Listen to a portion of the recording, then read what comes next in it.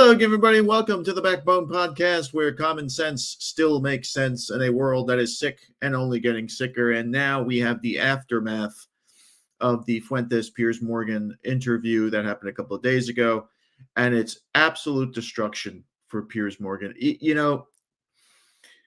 Piers made a tremendous error in judgment by interviewing Fuentes, and the reason why is Piers's media savvy is just outdated. It's over. Those days are done for the gotcha questions and the putting you on the spot. About back in the day, there was a journalist named Tim Russert, and he was the host of a show on NBC called Meet the Press, and he would interview mostly politicians, and he would ask politicians something called a trap question.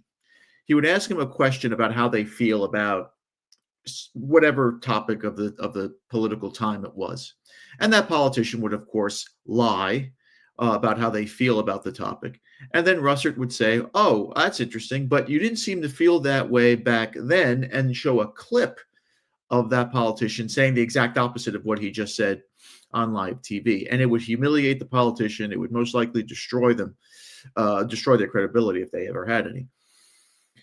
And the double talk and the lies and the political spin would usually kill these guys, because that's what we would like to see. We'd like to see them reeling from these terrible questions and from their exposure, from them being exposed. That doesn't work today, and it doesn't work today, especially with guys like Nick Fuentes, because when Piers Morgan would ask, "Are you a racist?" If he would to say that, if he would have asked that question to a politician, whoever, they would say, "Well, of course not. I'm not racist. I mean," and then Piers would shock them with a clip from 30 years ago. But with Fuentes, it didn't work,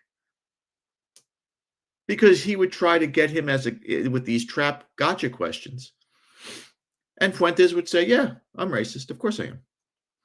Yeah, I'm homophobic. Yeah, I think that women should stay in the kitchen. No, women shouldn't vote. Yeah, blacks belong in jail. Yeah, this blah, blah, blah, blah, blah." He came out and he basically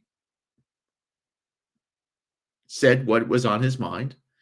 He was unapologetic to it. And Morgan was absolutely powerless and stunned. If you saw the interview in its entirety, or some of the clips that I showed you, Piers Morgan was staring at the camera like a deer in headlights.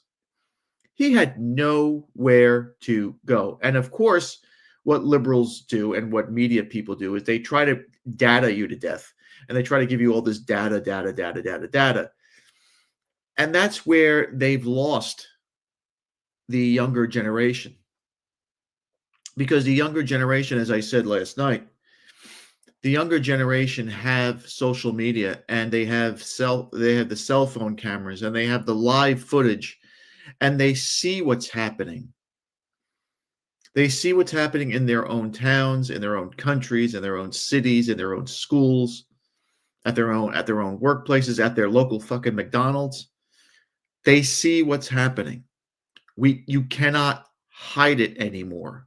You can't say, well, white people are just to commit just as much crime as blacks. No, it's stupid. It's silly to say these things now. You look like a moron. And there's a reason why people in the mainstream should stay far away from anyone like Nick Fuentes. And there aren't many guys like Nick Fuentes. You do have some people who are coming up now. Lily Gaddis is one of them, and I've been paying attention to her to see if she's still on YouTube, because I believe that she was demonetized recently, and she was saying that she might be off the air. She did create another channel, so go check that out for her and support her all you could.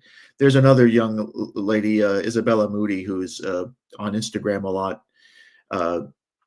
She says her thing. She does her piece. There's what's the name of that guy? Woman Propaganda, I think. He's like this dude with a mustache.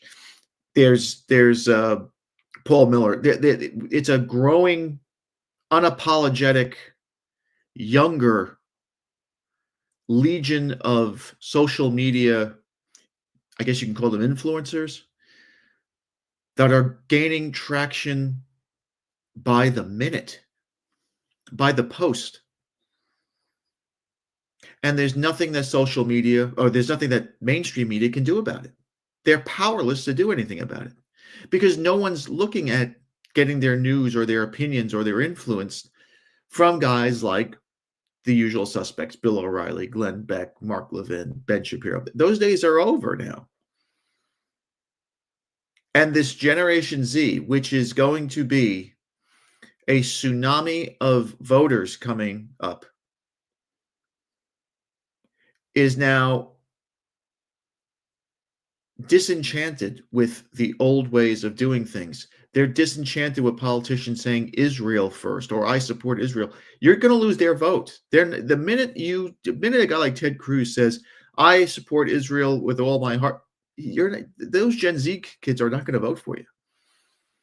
So the politicians are going to have to do one or two things. They're either going to have to go down and die on a hill with that stance and keep accepting the AIPAC money, or they're going to have to adapt and adjust. Because there's no point in getting AIPAC money if you're out of office, because then that AIPAC money stops. So either way, you're not going to get that money anymore. Here's a clip last night of Fuentes' reaction to his interview with Morgan. And listen, as Nick says, the truth will set you free. I think the biggest moment came when he said very early on, he said, so you're racist. Are you racist? And I said, yes, I am racist. Sure, I accept it. Call me a racist. And throughout the interview, I think once that happened, it was over. Because the entire purpose of the interview is to basically say the rhetoric on your show is racist. Do you know that? The rhetoric on your show is misogynistic. Do you know that? Do you deny that? And once I accepted it and said, yes, I'm racist, I'm misogynistic. Now what? Okay, I'm racist. I don't care. I'm not ashamed. I won't even deny it. Now what? Now what do you have to say? Okay, congratulations. You did it. He said on Twitter before, he said, we're going to give a proper examination of his views. And I knew what that meant. I knew what was coming. He said, you're racist, aren't you? Admit it. I'm like, yeah, I am. I am. Now what? And what about that? Now what? And he had nothing. And throughout the interview, he's restating it in new ways, restating it in novel ways over and over. But you see, you said you're racist earlier, but you see, you've conceded you're racist. Does the audience know, ladies and gentlemen of the jury, he is racist? And I said, congratulations. Congratulations, you've succeeded. Yes. And I don't know why you're so proud of yourself. I don't know why you're patting yourself on the back. This is something I've said on my show. It's something I've said in interviews. I said it to Candace Owens' face right before I explained human biodiversity, right before I explained race and IQ. I told her, yes, I'm racist. I said, I used to say I'm racialist. Now I just say I'm racist. I don't care. I said, so I don't know why you're patting yourself on the back. And once I said that, it was over because he had nothing. There was no moral high ground. He couldn't shame me. And there was nothing substantive to say other than to point and sputter, you're a racist, you're misogynistic. And there's a lesson in this, which is that these words and these labels, and more than that, the shame, it only has as much power over you as you give it. Now, I understand that for normal people, there's a little more to the story, because if you get called a racist, you could lose your job. You could be expelled from school. Your wife or your girlfriend might leave you. Your family might disown you. So for other people, there are complications. But for people like myself, and I consider myself an opinion maker, a tastemaker, a public intellectual, an influencer, whatever you want to say. I'm an ideas person. My job is in the realm of ideas. I don't have a regular employer. For someone like myself to say that word doesn't have power over me, I don't care. You can call me that. Once that happens, it's like a spell is broken. And that's very true. Once those labels lose their power, they're just stupid words. They're just stupid accusations.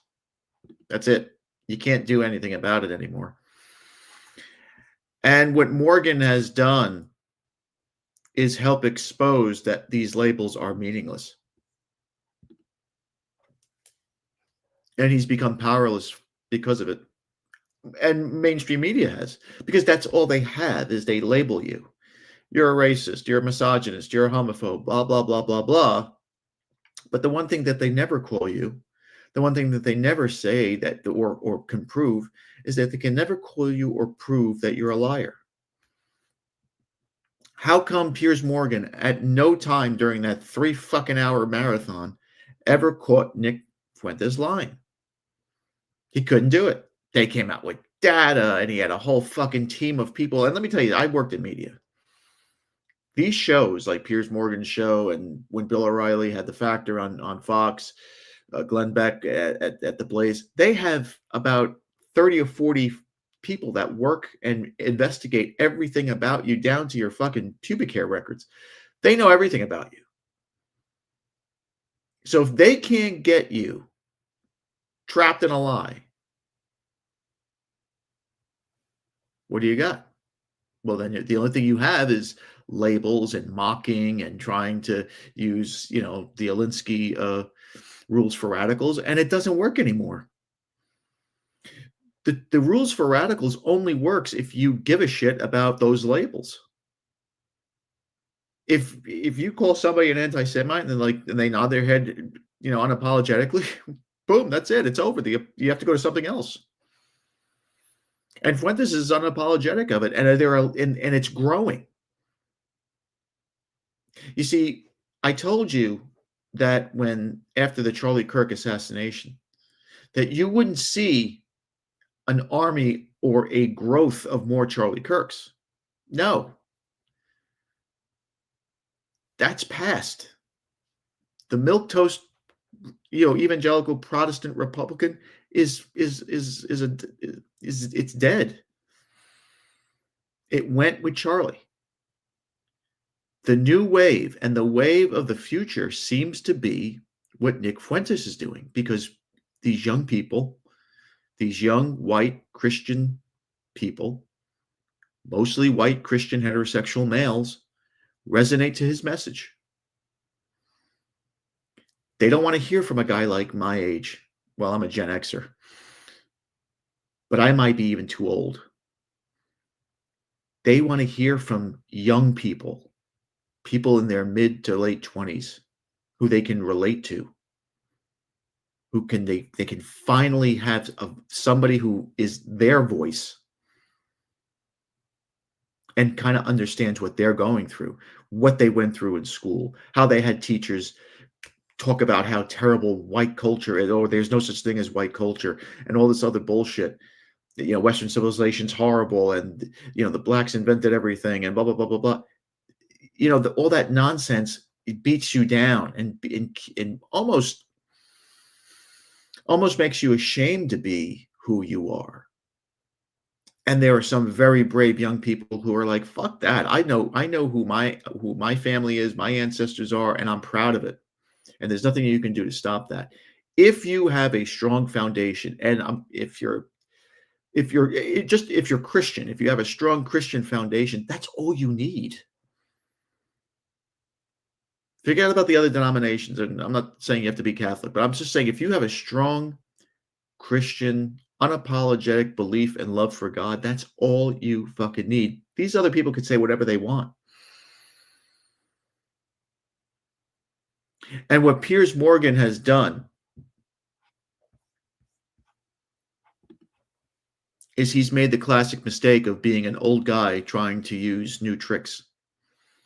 And he's going on social media and he's railing and going off, trying to prove what a bad person Nick Fuentes is, and it's only showing his defeat.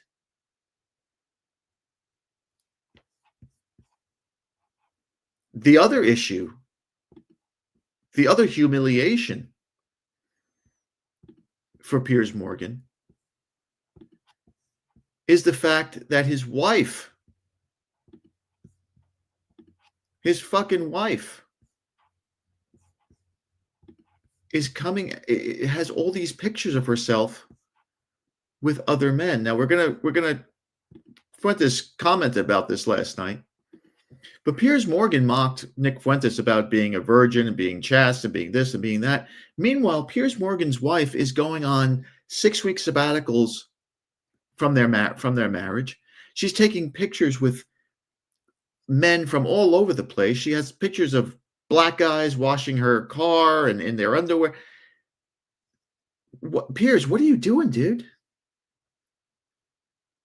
Your wife is humiliating yourself in front of God, in front of your family. Piers Morgan is the ultimate cuck, and he has the temerity to try and mock Nick Fuentes for being a virgin and for waiting till marriage to lose his virginity. You know, that's something to be celebrated. Listen, I am no angel. I'm one of the world's greatest sinners. I have done terrible things with women. It's just who I am. I'm not strong enough. If people, and especially women, had the same attitude Fuentes had at his age, my God, would the world be a better place? You wouldn't have 20-year-old girls having hoe season or whatever they call it, or jumping around from guy to guy and having 2-3 kids from different men by the time they're 27, 28 years old. That is cool. Being the slut now is cool. Being the chaste individual who's waiting for that one person to spend the rest of their life with, that's stupid. You got issues, bro. It's just ridiculous. Here's Nick Fuentes commenting on the, what's her name? I forget her name. Her name is, Jesus Christ. Celia Walden. That's her name. I'm sure her parents and children are very proud of her. Here's Nick on Celia. Know that Piers Morgan was such a cuck. That explains everything. Since the Piers Morgan interview, we found his wife's Instagram. It's the most humiliating thing I've ever seen. Piers Morgan's wife, I kid you not, she's on Instagram repeatedly posting with other men and insinuating that she's having sex with them. Wurzelroot posted it on Twitter. She says something like, when my husband is away, Mr. Suds comes out to play. And it's a picture of a giant black guy in a Speedo washing her car. There's another one. She's taking a picture pointing at a guy's dick and implying she's going to suck the guy's dick. That's two. That's two of the There's a news story that said she went on a 6-week sabbatical from her marriage with Piers to go have sex with other men. He joins her on a talk show on television with rubber gloves saying, honey, I just finished my chores. I love powerful women. I should have done my research. I didn't even think to do that because I'm not that guy. He asked me to come and do the show. I did it. But this is a guy that's attacking me for being an incel. This is the guy that's telling me, well, you're just a dinosaur, huh? Okay, what are you, buddy? What are you, a cuck? I mean, I had his number. I said, it's chads and incels that know what women are. It's beta male orbiters like you that don't seem to get it. He's on his second marriage. He's getting cucked by his wife. It's insane. No wonder. So typical. Some big, fat, old white guy who's a total pussy-worshipping simp, and his wife is out there publicly humiliating him. in front of God and everybody in the whole world. And he's going to go on TV and give me his position on women. Who would be listening to you? Do you think any man wants to be in your position? Absolutely not. Do you think young men would take advice from you about women? Why? So we could be humiliated? Are you kidding me? People would rather be a 27-year-old virgin than be 60 years old on your second marriage, getting ritualistically humiliated by your wife, talking about cheating on you with every and any man that she meets. Obviously. That's why the young people are finished, because we look at the boomers and say, fuck that. And I can't speak from experience because this is not the case with my parents, but I know for a fact a lot of the young men resent the older generation because this is the structure. All of the young men, their dads are all weak. You know, my dad is a tough guy. He was like a street tough in the old days, and he's ethnic. You know, he's Mexican. He's half Mexican. His dad was like a drug addict. Okay, he's from the streets. He's an OG. It is the story of most of these Gen Z guys, and even Gen Alpha now too. Their parents are Gen Xers, millennials, and they're total pussies. And where a lot of the resentment comes from is the young men look at their dads as these like weak, emasculated, soft-spoken. They're not men. And they see the way their mothers walk all over their dad. And that's where the resentment comes from. And he's totally 100% correct. 100% correct. I know guys who have been married. Listen, I've been divorced. December 1st was my 10th blissful year of divorce because I wouldn't take the shit anymore. It was my way or the highway, and she chose the highway. Good for her. But I know guys who have been married 20 years, 25 years, who are fucking miserable. And their wives go on vacation with other girls. They go to the Keys, they go Vegas, they go here, they go there. While these guys stay home, go to work and watch the kids or maintain the house. What the fuck? How are your children supposed to look at you, especially if you have daughters? Your daughters think that that's normal behavior for a woman. Your sons, they're going to resent you. They're either going to do what Piers Morgan's sons are, turn into pussies like Piers Morgan and let women run all over them, or they're going to resent you. This is this is the great divide that these men today, these older men, between 40 and 60, excluding yours truly, of course, don't know how to live in peace without women. They just can't do it. They have to have a woman around. They see it as defeat. Some of these guys I know, they won't leave their wives because they have a pension. They don't want to lose half their pension, which is absurd to me. You'd rather live in misery and die at 67 than lose fucking half your pension. And this is why these young Gen Zers and these Gen Alphas now, they're starting to wake up. My dad is weak. My dad is fearful. Men are fearful. White men are guilt-ridden. This, and that. And that's not going to be me. I'm not going to live this way. It always takes one generation to change how everything operates. In this Western civilization world that we are in now, it's two. We're seeing a fundamental shift in just belief and thinking. That is an incredible revelation. Now, here is the picture that Fuentes is talking about. This is a black dude in a Speedo washing Celia Warden's car. If you can't, Celia Walden's car. And this is her Instagram account. And the post reads, "When the husband's away, Mr. Suds comes and plays. Hashtag you missed a spot. Hashtag everyday sexism. Hashtag not an object. Hashtag butt as an ass want to be. Hashtag Speedo, hashtag Hollywood life, hashtag Hawaiian tropic. That's your wife, Piers Morgan. That's your life, if you want to call it that. Shame on you for being a fruitcake cuck. Shame on your father for not raising a real man. Shame on your sons for allowing this. But you're British, so there's no such thing as masculine British men. Just look at what's happening in England today. So I don't think we're going to see a lot of Nick Fuentes on mainstream interviews anymore. Has he done a Joe Rogan? I don't know if he's done Joe Rogan. I think that's the only one left. I don't know if Rogan would interview him. He probably would. But you're not going to see him being interviewed by Whitlocks or the Glenn Becks or anybody else, because they're going to be terrified of him because he never misses. Every interview he's done, he's knocked it out of the ballpark. He's just better prepared. And dare I say, he's just smarter than them all. And he tells the truth when all these other guys live bullshit lies.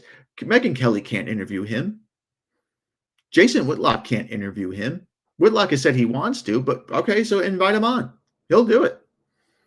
But Whitlock works for the Blaze, and the Blaze is owned by Glenn Beck, and Glenn Beck is an Israeli sympathizer.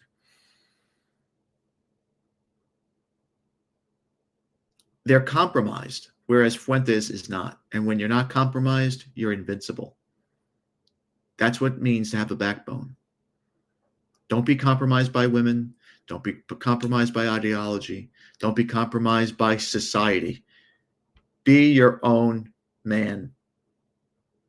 There's a lot of you out there. There's more than you know. You'll find them, or they'll find you. You'll grow together. You'll become stronger together. This is strength. And if you play your cards right, you'll be able to win back Western civilization in a big way, in a very big way. And there's my 2 cents. Thanks again for watching. Please like, subscribe, comment, and share. Remember, my friend, Satan is always busy. Be a man, have a backbone, because masculinity and common sense are worth standing up for. And just remember, if it ends in an ism, it's a mental disorder. Piers just proved that. We'll see you later.